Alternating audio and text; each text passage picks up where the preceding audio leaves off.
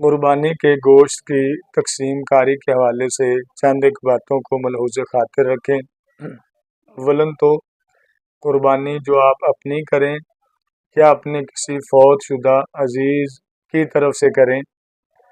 ان دونوں قربانیوں کے گوشت کا حکم یہ ہے کہ یہ آپ خود بھی کھا سکتے ہیں اور دیگر فقراء اور اغنیاء کو بھی کھلا سکتے ہیں۔ البتہ بہتر یہ ہے کہ گوشت کو 3 حصوں میں تقسیم کر لیا جائے،